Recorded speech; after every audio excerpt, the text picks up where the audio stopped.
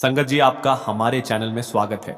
Video शुरू करने से पहले एक विनती है, हमारे चैनल को जरूर सब्सक्राइब कर लीजिए और वीडियो को लाइक करना मत भूलिएगा। कमेंट में राधा स्वामी जी जरूर लिख दीजिए और अपने शहर का नाम जरूर लिखें। जिस प्रकार आप किसी पौधे में जल देते हैं जिससे वह जल पूरे पौधे तक पहुंच जाता है, और यदि आप ऊपर ऊपर से जल देते हैं तो उसका कोई प्रभाव नहीं होता है, जिससे वह पौधा सूख जाता है। यानी कि अगर आप सही स्थान पर जल दोगे तो लाभ होगा। उसी प्रकार हमारे शरीर में कुछ ऐसे विशेष स्थान होते हैं जहां पर यदि हम तेल लगाते हैं तो उसका प्रभाव हमारे पूरे शरीर पर होता है। हमारे आयुर्वेद में यह कहा गया है कि यदि हम शरीर के इन 4 स्थानों पर तेल लगाते हैं तो उससे हमारा शरीर खुद बीमारियों को ठीक कर देता है। और सबसे अच्छी बात तो यह है कि इसमें ज्यादा समय भी नहीं लगता है और कोई विशेष खर्च भी नहीं होता है, बल्कि कम खर्च में आपके पूरे शरीर को लाभ प्राप्त होता है और आप बहुत सारे बीमारियों से बच जाते हैं। तो आइए जानते हैं कि वह कौन सी 4 जगह है जहां पर हमें तेल लगाना चाहिए। हम यह भी जानेंगे कि हमें किस तरह का तेल किस वक्त लगाना चाहिए। इस वीडियो में आपको विस्तार से सब कुछ बताया जाएगा। आपसे बस गुजारिश है कि आप इस वीडियो को धैर्यपूर्वक पूरा देखें और ज्यादा से ज्यादा इस वीडियो को शेयर करें, ताकि यह महत्वपूर्ण जानकारी आपके प्रियजनों तक पहुंच सके और उन्हें भी इसका लाभ हो। एक समय की बात है, एक गुरु जो आयुर्वेद के बहुत दिग्गज जानता थे, वह अपने शिष्यों से कह रहे थे, हमारा शरीर 5 तत्वों से बना है और हमारे शरीर में 3 प्रकार के दोष पाए जाते हैं, वात, पित्त और कफ। हमारी हर बीमारी इन तीनों दोषों के कारण ही होती है, क्योंकि यदि हमारे शरीर में वात असंतुलित होता है तो 60 से 70% बीमारी आने की संभावना होती। यदि पित्त असंतुलित होता है तो 15 से 20% बीमारियां आती हैं, और यदि कफ असंतुलित होता है तो 5 से 7% बीमारियां आती हैं, 10 बीमारियां आती हैं। यह तीनों दोष हमारे शरीर में पाए जाते हैं जब आपकी बाल्यावस्था होती है, यानी कि आपके जन्म से लेकर 14 वर्ष की उम्र तक का जो समय रहता है, इसमें कफ प्रवृत्ति ज्यादा होती है। इस समय हमारे शरीर में कफ ज्यादा बनता है। यह प्रकृति की देन है और यह कफ इसलिए ज्यादा बनता है क्योंकि हमारा शरीर विकसित होता रहता है। इस समय कफ बनना बहुत जरूरी भी है, लेकिन हमें इस पर ध्यान देना है कि हमारा जो कफ है वह संतुलन में बना रहे। अब छोटे बच्चों को तो इस बात का अंदाजा नहीं रहता है, लेकिन उनके माता पिता को इस बात का ध्यान रखना चाहिए कि वह बच्चों को ऐसा आहार ना दें जिससे उनका कफ असंतुलित हो जाए, क्योंकि यदि यह लंबे समय तक असंतुलित रहा तो उन्हें टीबी, दमा जैसी जानलेवा बीमारी लग सकती है। इसके बाद युवा अवस्था आती है जो 15 साल से 60 साल तक बनी रहती है। इस समय हमारे शरीर में पित्त प्रवृत्ति ज्यादा रहे, इसीलिए हमें इस बात का ध्यान रखना चाहिए कि हम ऐसी चीजें ना खाएं जिससे हमारा पित्त असंतुलित हो। इसके बाद आती है वृद्ध अवस्था। यह 60 से ऊपर की उम्र होती है जिसमें वात संतुलित होने की प्रवृत्ति ज्यादा होती है। 5 तत्वों और 3 दोषों में जब भी कोई कमी आती है तब हमारा शरीर बीमार हो जाता है। बहुत से लोग कहते हैं कि ईश्वर ने हमें यह कष्ट दिया है, इतनी गंभीर बीमारियां दी, लेकिन यह सारी बीमारियां इंसान स्वयं ही पालता है, क्योंकि हमारी प्रकट प्रकृति तो यह कहती है कि हमें प्रकृति से प्राप्त भोजन ग्रहण करना चाहिए। लेकिन हम क्या करते हैं, पिज्जा, बर्गर, स्ट्रीट फूड जैसी चीजें खाते रहते हैं जिसमें कोई प्राण नहीं होता। आयुर्वेद यह कहता है कि आप पानी पीने का सही तरीका अपनाएं, लेकिन आपको तो फ्रिज का पानी पीना है, कोल्ड ड्रिंक्स पीनी है। यदि आप प्रकृति के हिसाब से नहीं चलेंगे, आयुर्वेद के नियमों को नहीं अपनाएंगे, तो आपका शरीर तो बीमार होगा ही। इसमें ईश्वर क्या कर सकते हैं? परंतु यदि आप आयुर्वेद के नियमों को अपने जीवन में अपना ले हैं तो फिर आपका शरीर कभी बीमार नहीं होगा। फिर गुरु शिष्यों से कहते हैं कि आज मैं तुम्हें ऐसा 4 अंगों के बारे में बताऊंगा जहां पर तेल लगाने से आपको कोई बीमारी नहीं होगी, आपके तीनों दोष संतुलन में रहेंगे। चारों अंगों में से सबसे पहला है आपकी नाभि, दूसरा है आपके पैर के तलवे, तीसरा है आपकी नाक और चौथा है आपका माथा। यह 4 सबसे महत्वपूर्ण अंग है जहां आपको तेल लगाना है, लेकिन आपको इस बात का ख्याल रखना है कि आपको कब और कैसे लगाना है। तो सबसे पहले हम जानते हैं नाभि के बारे में। यह आपके शरीर का सबसे महत्वपूर्ण अंग है क्योंकि यह आपकी 22,000 तंत्रिका का केंद्र है। एकमात्र आपकी नाभि है जो आपके पूरे शरीर से संबंधित है। जब आप नाभि में तेल का प्रयोग करते हैं तो उससे आपके शरीर का पूरा तंत्र प्रभावित होता है। पूरे शरीर में ठीक प्रकार से ऊर्जा का संचार होता है, आप और जवान महसूस करते हैं। आपने देखा होगा कि एक छोटे बच्चे के शरीर पर तेल की मालिश की जाती है, क्योंकि उस वक्त शरीर में तेल की मालिश करने से बोनस मजबूत होते हैं। इसलिए आपको भी नाभि में शुद्ध सरसों का तेल लगाना है। मिलावटी तेल से बचे शुद्ध सरसों के तेल की यही पहचान होती है कि वह कुछ ठीक होता है और कुछ कच गंदा भी होता है। उसको गर्म करने पर आंखों में जलन होने लगती है। लेकिन जो तेल आप अक्सर बाजार से खरीदते हैं वह बिल्कुल साफ होता है, क्योंकि उस तेल में केमिकल्स मिलाए हुए होते हैं। सबसे बेहतर होगा कि आप सरसों के बीजों को अपने सामने पिसवाए और उसका तेल निकलवाए। नहीं हो ऐसे कुछ कुछ कंपनी होते हैं जो ऑनलाइन शुद्ध सरसों का तेल बेचते हैं। उनका दाम मार्केट वाले सरसों के तेल से ज्यादा ही होता है, पर वह बिल्कुल शुद्ध होता है। आपको बिल्कुल शुद्ध सरसों के तेल को अपनी नाभि पर प्रयोग करना है और रात को सोते वक्त आपको यह कार्य करना है। नाभि में तेल लगाने का लाभ यह है कि इससे आपकी जटारें जय होती है, जो आपके पाचन को बेहतर करता है। लेकिन जब आपकी जटारें हैं वह अच्छे से पचता नहीं है। इससे आपको भूख भी कम लगती है और आपका भोजन पेट में खराब होने लगता है। नाभि में सरसों का तेल लगाने से आपकी जटारें होने लगती है, जिससे भोजन अच्छे से पचता है और आपके शरीर में सही तरीके से ऊर्जा देता है। इसका दूसरा फायदा यह है कि इससे आपकी अपान वायु संचालित होती है। यह नाभिक के निचले क्षेत्र में काम करने वाली वायु होती है जो मलों के निकास से संबंध रखती है, यानी कि यह आपके शरीर के टॉक्सिन्स को बाहर निकालने का कार्य करती है। तो जिन लोगों को कब्ज की परेशानी होती है, ठीक प्रकार से मल निष्कासित नहीं होता है, उनके लिए यह बहुत उपयोगी है। महिलाओं के मासिक संबंधित तकलीफें और मूत्र से संबंधित परेशानियों में भी फायदा देता है। इसका तीसरा फायदा यह है कि यह आपकी त्वचा में चमक बनाए रखता है।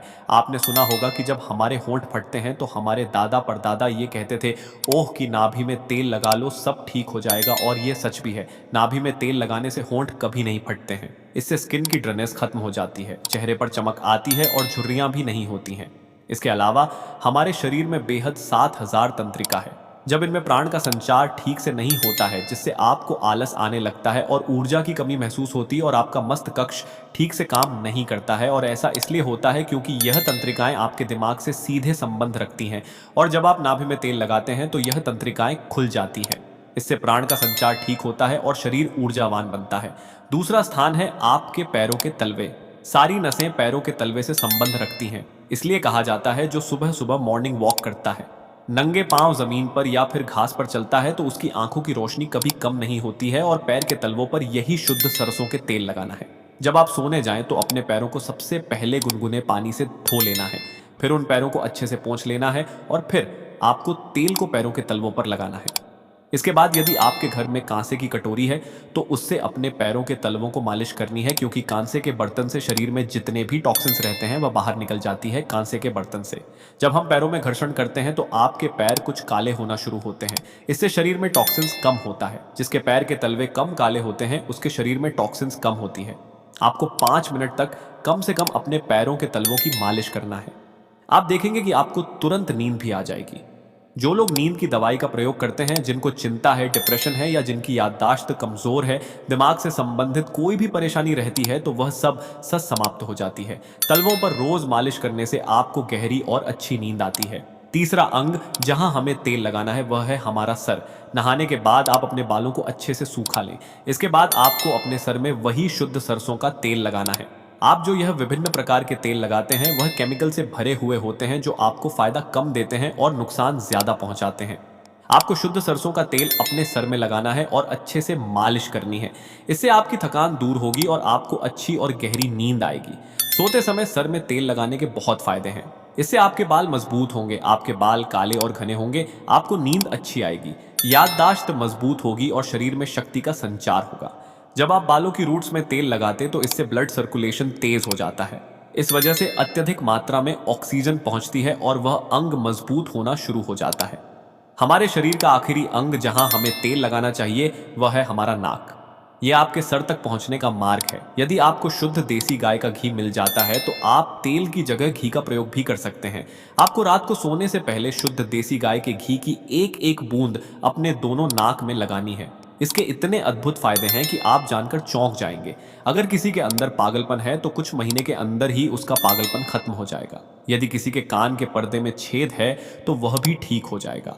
नाक में जितने भी प्रकार की एलर्जी है, जैसे बार बार छींक आना, नाक में खुजली होना, नाक बार बार बंद हो जाना, यह सारी समस्या खत्म हो जाएगी। आपकी आंखों की रोशनी तेज होगी, मानसिक समस्या खत्म हो जाएगी और बाल काले हो जाएंगे। इसके बाद गुरु उन सभी शिष्यों से कहते हैं कि यदि तुम अपने शरीर के इन 4 अंगों पर नियमित रूप से सरसों का तेल लगाते हो तो इससे तुम्हारे शरीर में जितने भी टॉक्सिन्स हैं वह बाहर आ जाते हैं और आपका शरीर कभी भी बीमार नहीं होता। उम्मीद है कि आज की इस कहानी से आपने बहुत कुछ सीखा होगा। अब अगली साखी की शुरुआत करते हैं। बाबा जी ने बताया, आज की वाणी मैं आपको सुनाने वाला हूँ वह बहुत ही खास है। यह कहानी है त्रिया चरित्र की है। जो भी मनुष्य इस कहानी को पूरा सुनता है वह कभी भी अपने जीवन में धोखा नहीं खाता है। इस कहानी को सुनकर आप अपने जीवन में कई बदलाव ला सकते हो। बहुत समय पहले की बात है, किसी राज्य में एक राजा रहा करता था। उसकी राज्य की चर्चाएं बहुत दूर दूर तक फैली हुई थी। उस राजा का पुत्र था जिसकी उम्र कुछ ज्यादा नहीं थी, 12 या 13 वर्ष होगी। वह राजकुमार बड़ा ही सुंदर था। जब राजा ने उसकी शादी की तो राजकुमार उस वक्त मात्र 14 वर्ष का था और राजा अब बूढ़ा हो चुका था। एक दिन राजा ने सोचा कि अपने राजकुमार को राजा बना देते हैं, क्योंकि उस राजकुमार ने कई शादियां की थी और पहले के राजाओं में यही नियम था कि राजा जितनी चाहे उतनी शादी कर सकता था। वह राजा अपने पुत्र राजकुमार को राजा बना देता है। राजकुमार के साथ शादी हो चुकी थी। वह राजकुमार जो कि राजा बना था, अपनी पढ़ाई लिखाई फिर भी कर रहा था। वह रोज गुरुकुल में पढ़ने के लिए जाया करता था और एक दिन की बात है, जब वह राजकुमार पढ़ने के लिए विद्यालय जा रहा था तो रास्ते में उसे पनिहारी मिली। वह पनिहारी भी बहुत सुंदर थी। उस पनिहारी ने राजकुमार से पूछा था कि हे राजा, आप रोज कहाँ जाते हैं? राजकुमार कहता है कि मैं रोज दया ग्रहण करने के लिए अपने गुरु के पास जाता हूँ। तो वह कहती है, यह तो अच्छी बात है, लेकिन यह बताइए आपने चरित्र पढ़ा है? राजकुमार कहता है कि नहीं, मैंने यह कभी नहीं पढ़ा है। फिर पनिहार कहती है कि आप त्रिया चरित्र अवश्य पढ़ना। मित्रों, राजकुमार कहता है कि यह त्रिया चरित्र क्या होता है। पनिहारी ने कहा कि आप यह बात अपने गुरु से जाकर पूछना और त्रिया चरित्र को अवश्य ही पढ़ना। राजकुमार कहता है कि मैं आज ही जाऊंगा और अपने गुरु से जाकर पूछ लूंगा कि आपने मुझे त्रिया चरित्र क्यों नहीं पढ़ाया। इतनी बात कहने के बाद वह राजकुमार वहां से चल देता है। मित्र, वह पनिहारण की बात सुनकर वह राजकुमार गुस्से में था। उसकी आंखें लाल थीं। वह अपने गुरु के पास जाकर प्रणाम करता है। गुरुजी ने पूछा कि बेटा, क्या हुआ? आज तुम क्रोध में दिखाई दे रहे हो और तुम्हारी आंखें लाल क्यों हैं? क्या बात है, मुझे बताओ। राजकुमार ने क्रोध में जवाब दिया कि गुरुदेव, आपने मुझे त्रिया चरित्र क्यों नहीं पढ़ाया? यह बात आपने क्यों छुपाया? त्रिया चरित्र के बारे में मुझे क्यों नहीं बताया? मित्रों, गुरु कहते हैं, बेटा तो तुम त्रिया चरित्र नहीं पढ़ पाओगे, क्योंकि त्रिया चरित्र पढ़ना खतरे से खाली नहीं होता है और जब तुम त्रिया चरित्र पढ़ोगे तो उसमें तुम्हारी जान भी जा सकती है। मित्रों, राजकुमार कहता है कि गुरुदेव, आप इसकी चिंता ना करें तो अच्छा है। मैं खुद इस राज्य का राजा हूं।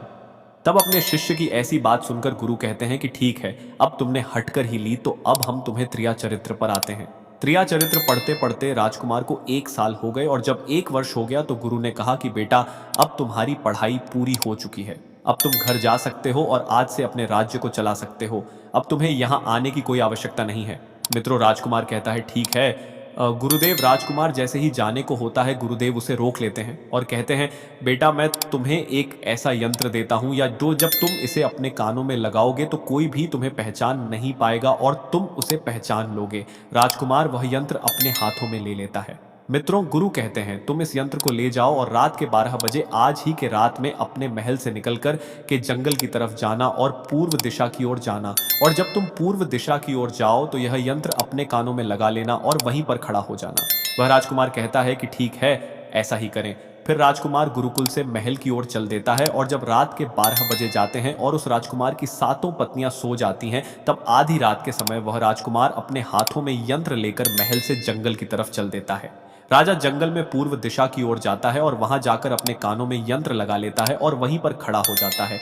तो उसने क्या देखा कि वही पनिहारण जो मुझे रास्ते में मिली थी, वही पनिहार एक थाली में खाना लेकर जंगल को जा रही है। वहां थोड़ी ही दूरी पर एक संत अपनी कुटिया में रहते थे। वह पनिहार इन संत के पास खाना लेकर जा रही थी। राजा ने देखा कि यह तो वही पनिहार है जिसने मुझसे कहा था कि त्रिया चरित्र की पढ़ाई करो, लेकिन पनिहारण उस राजा को नहीं पहचान पाई क्योंकि राजा के कानों में यंत्र लगा हुआ था। यंत्र लगने की वजह से राजा किसी को भी पहचान सकता था। राजा ने अपने मन में सोचा कि चलो उसके पीछे चलते हैं कि यह आधी रात को भोजन लेकर संत कुतिया की तरफ क्यों जा रही है, इसका क्या कारण है। मित्रों, वह राजा भी उसके पीछे छुपता हुआ चल दिया। अब वह पनिहारण उस कुटिया में उस बाबा के वहां पहुंचती है। उस बाबा के पास जादू की पोटली थी और वह बाबा जादूगर था। राजा पीछे छह गया और वह छुप करके देख रहा था कि वह पनिहारण औरत को बाबा क्या करेंगे। बाबा ने पनिहारण से कहा, अरे पनिहार, पहले तो मुझे यह बता कि आज आने में इतनी देर कैसे लग गई। हाथ जोड़कर पनिहार कहने लगी कि महात्मा जी, मेरा विवाह हो चुका है और मेरे पति मुझे ले जाने के लिए आए हैं। हमें लेकर कल चले जाएंगे, इसीलिए हमें उन्हें सुलझाने में थोड़ी देर लग गई और यहाँ आने में भी देर हो गई। मित्रों, जब यह बात साधु ने सुनी कि पनिहारी का विवाह हो चुका है और इसका पति इसे लेने आया है, तो साधु कहता है कि पनिहार, इसका मतलब है कि तुम अपने पति के साथ जाना चाहती हो, तो हमारे पास क्यों आई हो। पनिहार कहती है कि मैं आपके बिना नहीं रह सकती हूँ। मैं आपके बिना नहीं जी सकती हूँ। तो साधु कहता है कि पनिहार, इसके लिए तुम्हें काम करना होगा। साधु एक बड़ा सा चाकू निकलता है और पनिहार से कहता है कि पनिहार, जाओ अपने पति के गर्दन काटकर यहां लेकर आ जाओ। अपने उस पति को मार दो जो हमारे और तुम्हारे बीच में दरार बन रहा है, तब मैं तुम्हें रख लूंगा, तुमसे विवाह करूंगा, तुम्हें अपनी पत्नी बनाऊंगा। मित्रों, बिना कुछ सोचे समझे वह चाकू को ले लेती है और दौड़ते हुए अपने घर जाओ और उसका पति सो रहा था वहां जाकर अपने पति की गर्दन काट देती है और उसकी गर्दन को लेकर साधु के पास आती है और जो राजकुमार थे उसके पीछे से उसका सारा कारनामा देख रहे थे। जब साधु ने देखा कि अपने पति को मार करके उसकी गर्दन यहां लेकर आई है, साधु को बहुत गुस्सा आया और उसने उसे लात मारी और कहा, भाग जाओ यहां से। जब तू अपने पति की नहीं हो सकी, जिसके साथ तूने 7 फेरे लिए, तो तू मेरी क्या होगी? जल्दी भाग जाओ यहां से।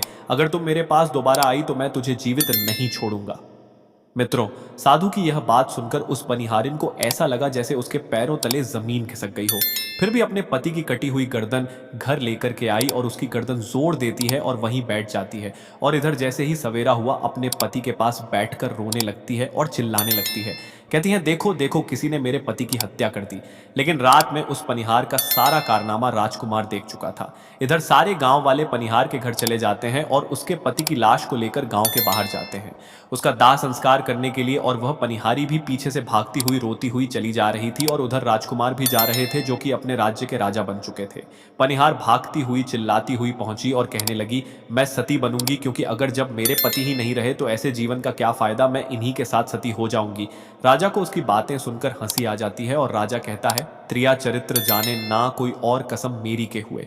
सतीराज मित्रों, राजकुमार की यह बात और कोई तो नहीं समझ पाया, लेकिन वह पनिहार समझ जाती है। कहती है कि राजा साहब, आप हमारे ऊपर यह बात कह रहे हैं, लेकिन चलिए कोई बात नहीं, मैं सती हो जाऊंगी। लेकिन पनिहार जाते जाते कहती हैं, मैं तुम्हें एक बात बताती हूं। राजकुमार कहता है, क्या बताओ? पनिहार कहती है कि राजा साहब, आप जब चटाई पर बैठे तो चटाई को झाड़कर बैठना। राजा कहता है कि यह पनिहार क्या कह रही है, मैं तो राजा हूं, मुझे चटाई पर बैठने की क्या आवश्यकता है? पनिहार कहती है कि नहीं, जब भी तुम्हें कोई नौबत आए चटाई पर बैठने की तो तुम चटाई को झाड़कर बैठना। राजकुमार कहता है कि चलो ठीक है, अगर तुम कह रही हो तो मैं ऐसा ही करूंगा। और कहने के बाद वह अपने पति के साथ सती हो जाती है और राजकुमार उनका अंतिम संस्कार करवाकर अपने घर को आ जाते हैं।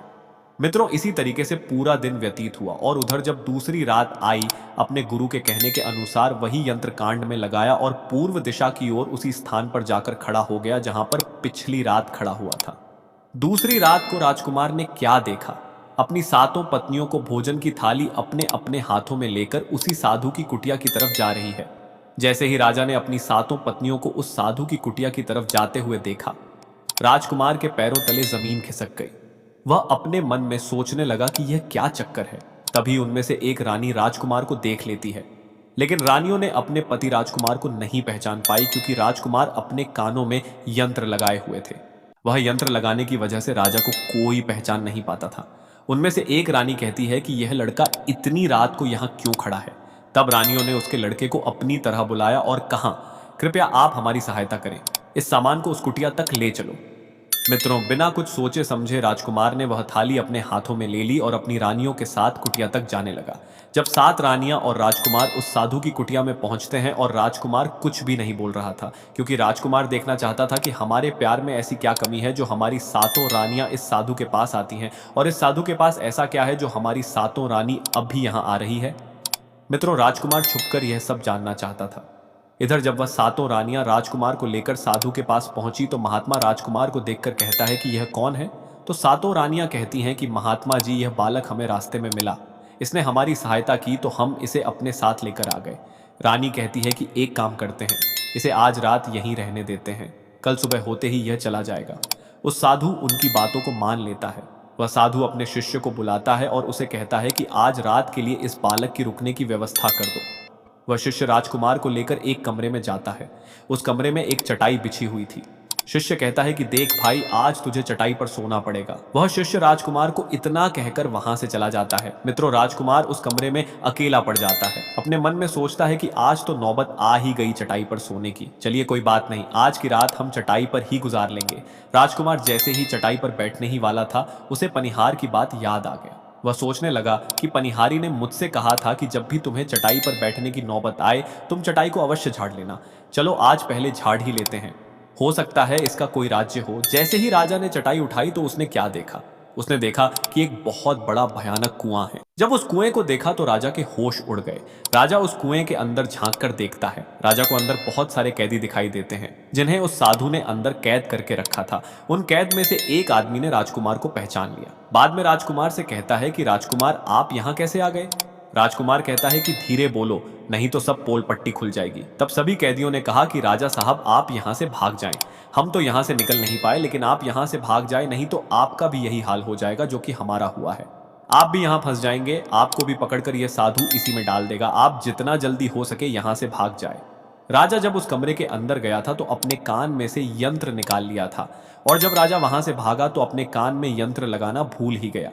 मित्रों, राजा को भागते हुए उन रानियों ने और साधु ने देख लिया था। रानियों ने जब राजा को भागते हुए देखा तो रानी कहती है, यह तो हमारे पति है। महात्मा से कहती है कि महात्मा जी अब तो हमारी सारी पोल पट्टी खुल जाएगी। यह तो हमारे पति हैं और वह भागे जा रहे हैं। उन्होंने हमें यहाँ देख लिया है, अब हमारा क्या होगा। और साधु कहता है कि तुम यहाँ क्या देख रही हो, जल्दी जाओ और अपने पति को पकड़ कर लाना। तो रानियां राजकुमार को पकड़ने के लिए दौड़ी दौड़ी जाती हैं, लेकिन वह राजकुमार जो राजा था इतना तेज था कि वह अपने महल जा पहुंचा और घबराई। रानियों के तो होश उड़ गए। फिर वापस उसी बाबा के पास आती है और बाबा से कहती है कि महाराज अब तो हमारे पति हमें जीवित नहीं छोड़ेंगे। हम जैसे ही घर जाएंगे वह हमारी जान ले लेंगे। महात्मा आप हमें बचा लीजिए, इसका कोई उपाय कीजिए। तब जाकर वह साधु रानियों को एक जादुई कील देता है और कहता है कि जब तुम जाओ तो अपने पति को बहला फुसलाकर उसके माथे में यह जादुई कील घुसा देना। तुम्हारे पति को ढेर बना देगा और साथ मिलकर उसे मार देना। बस कहानी खत्म हो जाएगा। मित्रों, वह सातों रानियां साधु की बात मान लेती हैं और जादुई कील लेकर महल आती है। वह 7 रानियां आपस में विचार करती हैं कि राजा सबसे ज्यादा प्रेम सबसे छोटी वाली रानी को करते हैं। तो वह रानियां मिलकर जादू वाला कील छोटी रानी को दे देती हैं और कहती हैं, यह लो तुम्हारा काम है, तुम किसी भी तरह राजकुमार के सर में यह कील गाड़ देना। तो छोटी वाली रानी कहती है ठीक है, और छोटी वाली रानी कील ले लेती है। जब राजा ने उन 7 रानियों को आते हुए देखा तो क्रोध में कहा कि पहले तुम यहीं रुको। पहले मुझे यह बताओ कि हमारे राज्य में और मुझ में ऐसी क्या कमी है कि तुम आधी रात को उस साधु के पास जाते हो। इसका क्या कारण है। 7 रानियां हाथ जोड़कर कहती हैं, महाराज हमें माफ कर दीजिए। हमें लगता है कि उस साधु बाबा ने हम पर कोई जादू टोना कर दिया था, इसीलिए हमसे ऐसी गलती हो गई। आइंदा ऐसी गलती हमसे कभी नहीं होगी। छोटी रानी की ऐसी बातें सुनकर राजा उनकी बातों को मान लेता है, क्योंकि वह राजा छोटी रानी से बहुत प्रेम करता था। मित्र, वह राजा भी सोचने लगता है कि शायद उस बाबा ने ही इन पर कोई जादू टोना किया होगा, और अपनी 7 पत्नियों को माफ कर देता है और कहता है ठीक है, तुम अपने कमरे में चली जाओ। सबसे छोटी रानी, जिसे राजकुमार बहुत प्रेम करता था, वह राजकुमार को खाना खिलाती है और राजकुमार को सुला देती है। जब वह राजा सो गया तो वह प्राणियां भी वहीं आ जाती हैं। सबसे छोटी रानी जो थी वह जादुई कील निकालती है और राजा के माथे में घुसा देती है। राजा पूरा तेजी से उठा, लेकिन इतने समय में वह ढेर बन चुका था। अब उस राजा में इतनी शक्ति नहीं थी कि उन 7 रानियां कौनू से मुकाबला कर सके। वह 7 रानियां उस राजा को पकड़ने लगी। राजा फिर भी हिम्मत नहीं हारी और अपने महल की खिड़की से कूदकर राजा भागते भागते अपने गुरु के पास पहुंच गया और कहने लगा कि गुरुजी मुझे माफ कीजिए, मेरी जान बचाइए, नहीं तो मैं मर जाऊंगा। गुरु कहते हैं कि बेटा, मैंने तुमसे कहा था कि तुम त्रिया चरित्र मत सीखो, इसमें जान भी जा सकती है।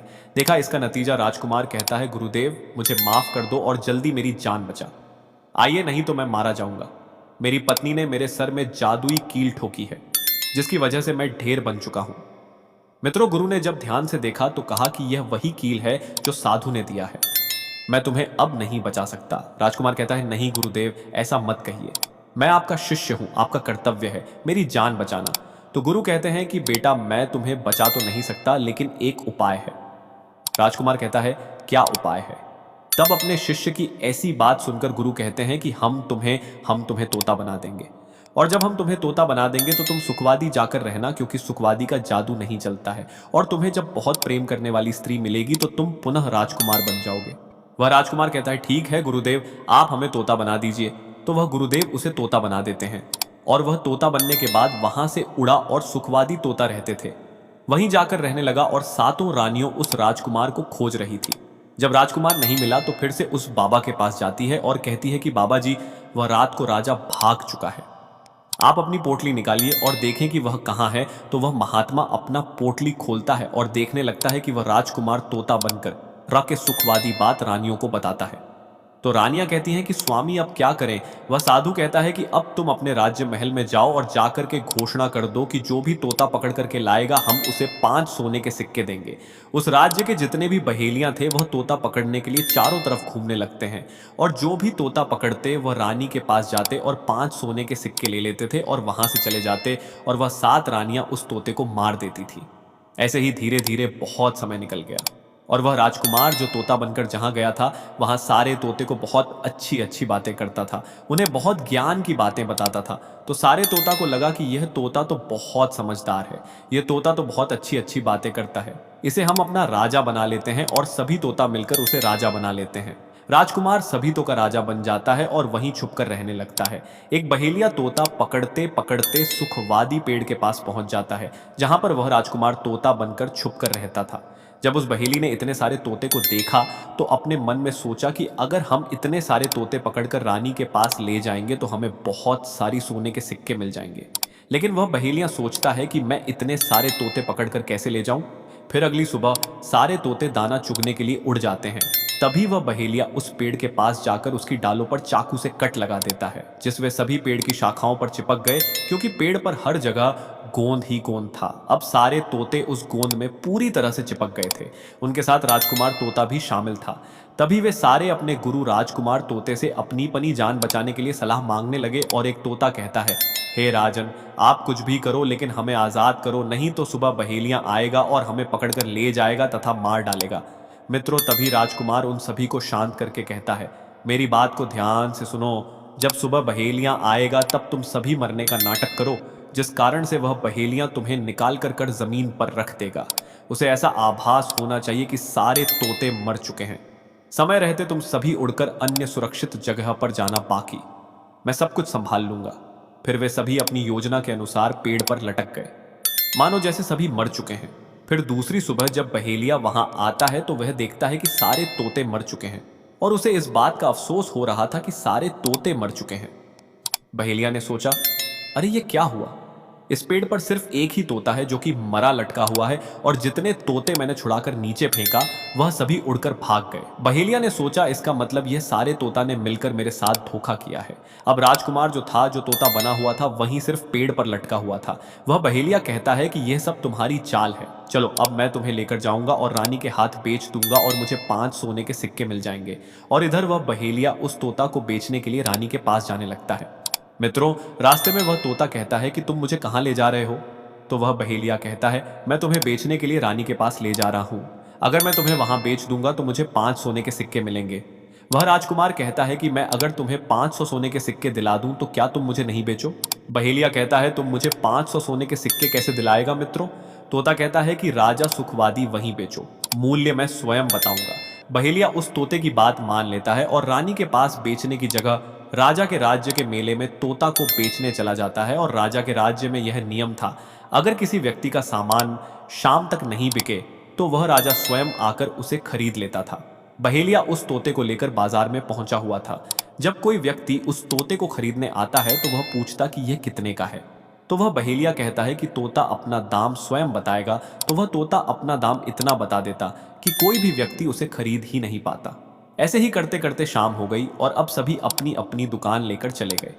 सभी का दुकान उजड़ गया था, बस एक बहेलिया और एक ही रह गए थे। इधर राजा ने अपने सिपाहियों को आदेश दिया, जाओ देखकर आओ, किसी का सामान तो नहीं रह गया है। जब राजा के सिपाही आए तो उन्होंने देखा कि एक बहेलिया तोता को लेकर बैठा हुआ है। सिपाही बहेलिया से कहते हैं कि बहेलिया, तुम्हारा तोता क्यों नहीं बिका, तुम इसे कितने में बेच रहे हो। तो तोता कहता है कि जो इन्हें 500 सोने के सिक्के देगा वही मुझे खरीद पाएगा। उस तोते की बात सुनकर वह सिपाही आश्चर्य में पड़ जाते हैं और सोचते हैं, अरे यह तोता अपना मूल्य स्वयं बताता है। तब सिपाही राजा के पास जाते हैं और राजा को सारी बात बताते हैं और कहते हैं, एक बहेलिया एक तोता लेकर बैठा हुआ है, लेकिन वह तोता अपना मूल्य स्वयं ही बताता है।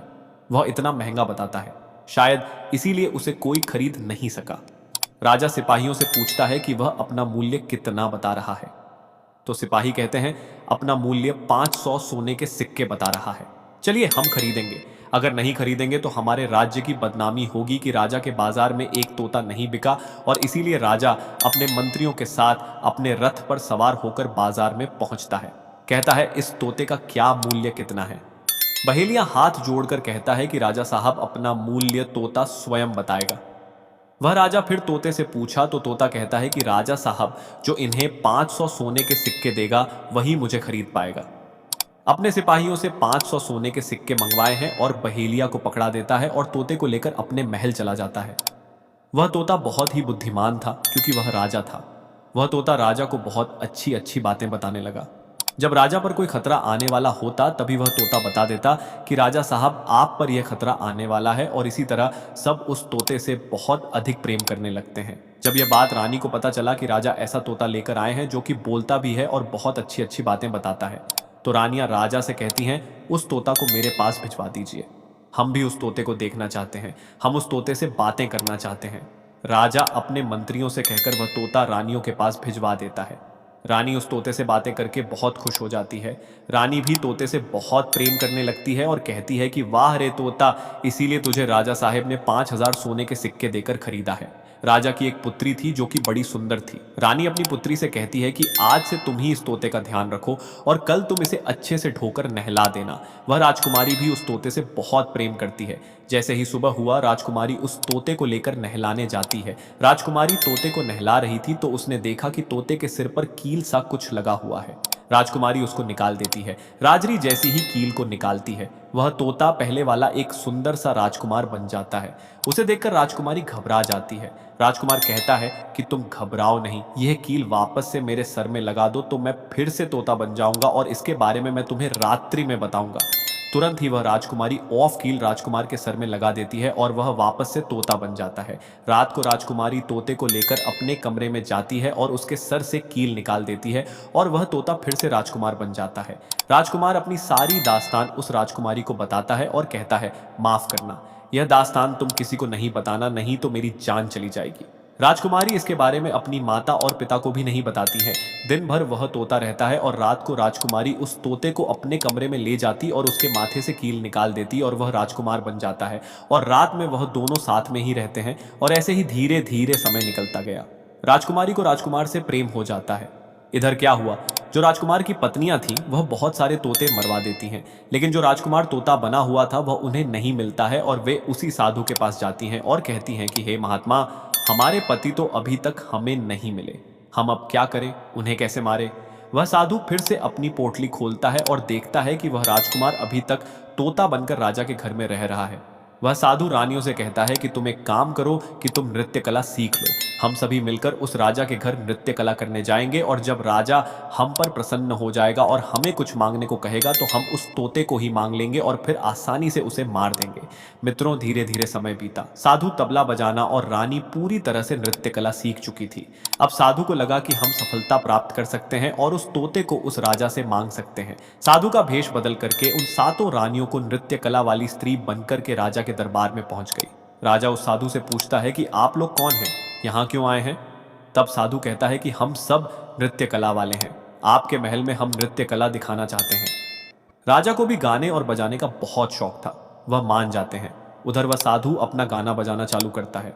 जब उनकी गाने बजाने की आवाज तोता के कानों में पहुंची तो तोता समझ गया कि वह साधु हमारी सातों रानियों को लेकर भेष बदलकर यहाँ पर आ गया है, अब हमारी जान नहीं बचेगी। लेकिन जब राजकुमारी उस तोते को लेकर अपने कमरे में जाती है, उस तोते के सर से कील निकालती है और वह तोता राजकुमार बन जाता है और वह राजकुमार सारी बातें उस राजकुमार को बताता है।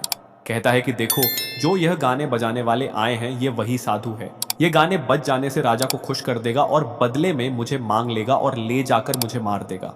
मित्रों, वह राजकुमार कहता है कि सुनो राजकुमारी, जब राजा आदेश दें कि तोता को लेकर आओ तो तुम मुझे मत देना, जब राजा खुद यही मुझे लेने आए तब भी तुम मुझे मत देना, कहना कि तोता को नहीं दूंगी। और जब राजा ना माने, राजा तुमसे जिद करें और मुझे मांगे, तब तुम गुस्से में आकर के पिंजरे को फेंक देना। उसके बाद मैं अपने बचने का रास्ता हम स्वयं ही ढूंढ लेंगे। राजकुमारी कहती हैं कि ठीक है, और वहां गाना बजाना हुआ तो राजा प्रसन्न होकर उन्हें कहते हैं कि मांगो, क्या मांगना चाहते हो। वह साधु कहता है कि जो आपके पास तोता है जो आप कुछ दिनों पहले ही खरीदे हैं, वह तोता आप मुझे दे दो। राजा कहता है ठीक है। राजा अपने मंत्री को आदेश देता है कि जा आओ, उस तोते को लेकर आओ। मंत्री राजकुमारी के पास पहुंचता है और कहता है कि यह तोता मुझे दीजिए। राजकुमारी कहती है नहीं दूंगी। मंत्री कहता है कि देखिए, आप जिद मत कीजिए। राजकुमारी कहती है कि तुम जाओ और मेरे पिताजी को यहाँ भेजो, वहीं आकर इसे ले जाएंगे। मंत्री राजा को जाकर सारी बात बताता है। राजा स्वयं आता है उस तोते को लेने के लिए। वह राजा जाकर कहता है कि बेटी, यह तोता मुझे दे दो, यह नृत्य कला वाले को देना है, जो यहाँ गाना बजाना किए हैं यह उन्हें देना है। तो राजकुमारी कहती हैं कि पिताजी, यह तोता मैं नहीं दूंगा। क्रोध में आकर राजा कहने लगा कि तू कैसी बातें कर रही हो, इसे देने का मैंने वादा किया है। जब राजकुमारी ने राजा को क्रोध में देखा तो राजकुमारी को भी गुस्सा आ गया और राजकुमारी गुस्से में पिंजरे को जमीन पर फेंक देती है। वह पिंजरा जैसे ही जमीन पर गिरा वह टूट गया और पता जो था वह चावल का दाना बन गया। और जैसे ही साधु को यह बात पता चली, साधु भी तुरंत कबूतर बन जाता है और उस दाने को कबूतर खाने लगता है। उसमें से जो एक दाना था बस वही राजकुमार था। जैसे ही वह दाना कबूतर खाने वाला होता है, राजकुमार बांस बन जाता है और एकदम से कबूतर पर झपट है और उसे मार देता है। इस तरह से उस साधु की मृत्यु हो जाती है। राजा यह सब देखकर आश्चर्यचकित हो जाता है। उस कबूतर को मारकर फिर से तोता बन जाता है और जो राजकुमारी थी उस तोते से कील निकाल देती है और वह फिर से पहले जैसा राजकुमार बन जाता है। राजकुमारी अपने पिता को सारी बात बता देती है। राजकुमार कहता है कि देखिए राजा साहब, मैं भी एक राजा हूं और मैं आपकी बेटी से प्रेम करता हूं और मैं उनसे शादी करना चाहता हूं। वह राजा अपनी पुत्री से पूछता है कि बेटी, क्या तुम इससे शादी करना चाहती हो? तो राजकुमारी कहती हैं कि पिताजी, मैं इसे प्रेम करती हूं। और फिर राजकुमार उस राजा की पुत्री से विवाह करके अपने महल जाता है और जो उनके साथ पत्नियां थी उनको पकड़कर बंदी गृह में बंद करवा देता है और राजकुमार खुशी खुशी उस राजकुमारी के साथ रहने लगता है।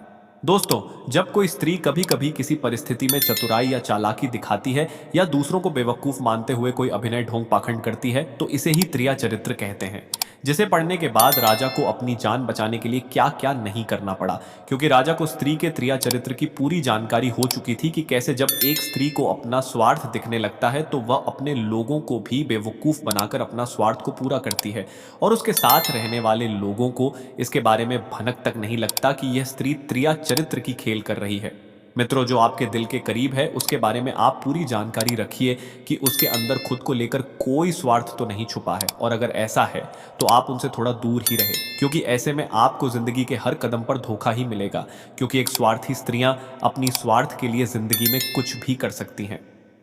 मित्रों, तो उम्मीद है आपको यह वाणी अच्छी लगी होगी। इसे पूरा सुनने के लिए आप सभी का धन्यवाद। कमेंट में राधा स्वामी जी जरूर लिखें। साथ ही वीडियो को लाइक करके चैनल को सब्सक्राइब करना ना भूलिए। अगर आपको यह कहानी पसंद आई हो तो कमेंट में इसके बारे में जरूर लिखना जी, ताकि हम आपके लिए नई नई कहानी ला सकें। इसी के साथ हमें दें इजाजत, फिर से आएंगे नई वीडियो में। तब तक के लिए राधा स्वामी जी।